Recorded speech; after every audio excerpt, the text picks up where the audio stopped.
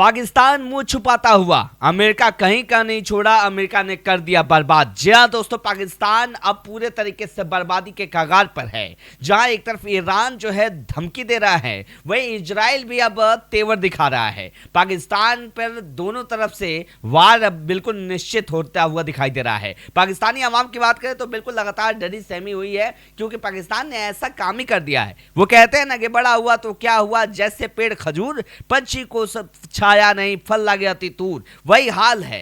बड़े बनने के चक्कर में ऐसी स्थिति में, ऐसी सिचुएशन में पहुंच गया है पाकिस्तान, जहां से उल्टा आना और आगे बढ़ना बिल्कुल गले की वो फंसी हुई हड्डी जैसी हो गई है। वेल दोस्तों, पाकिस्तान के प्रधानमंत्री को अब समझ में नहीं आ रहा है कि करे तो करे क्या। दरअसल अमेरिका के कहने पे चल तो दिए, लेकिन ये नहीं पता है कि भैया आगे चलना कहां तक है। दरअसल अमेरिका तो दुश्मन बना रखा है ईरान को, और आप सब जानते हैं कि इजराइल को सपोर्ट कर रहा है। इजराइल की तरफ से खेलते हुए जबरदस्त तरीके से जो है धमाके में धमाके करते नजर आया अमेरिका, लेकिन ईरान के पास वो पावरफुल शक्तियां हैं जिसके बगैर पूरी दुनिया को बड़ा मुश्किल हो जाएगा। इसीलिए इस युद्ध को रोकने के लिए प्रयास हो रहे थे, और खुद डोनाल्ड ट्रंप भी चाह रहे थे कि भाई जल्दी से इसको किसी तरीके से, मतलब वो कहते हैं ना कि सांप भी मर जाए लाठी भी ना टूटे, तो ऐसा कुछ करो जिसकी वजह से ये युद्ध रुक जाए ताकि हमारा नुकसान बचे।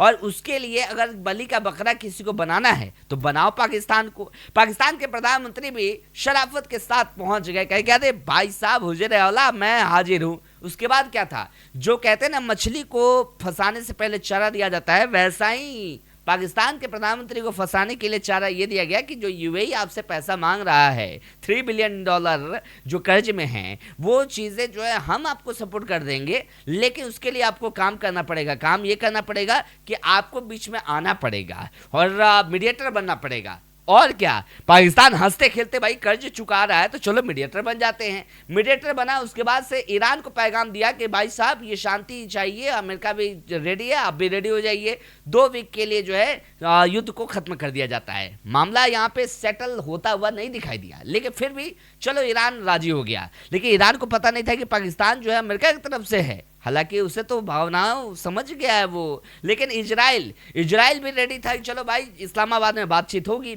लेकिन पाकिस्तान के एक बड़े पढ़े लिखे नेता, आप कह सकते हैं, जाकर विदेश में बयान दे देते हैं कि भाई साहब इजराइल जस्ट लाइक कैंसर।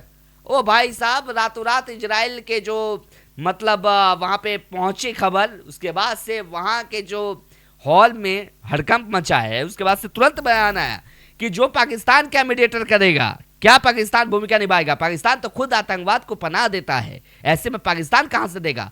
अब मामला यह है कि इस्लामाबाद में बैठक हुई, इस्लामाबाद में बैठक होने के बाद कोई नतीजा नहीं निकला, और ईरान के जो आए थे मिलने के लिए वो भाई साहब चल पड़े।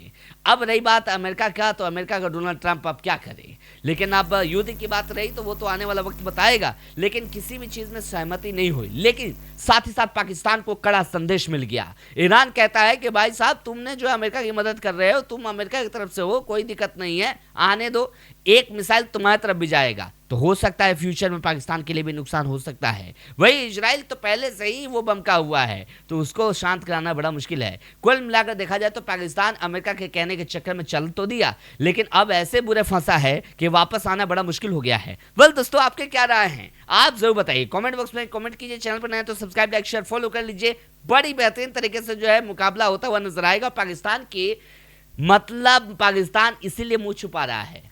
बताइए आप भी।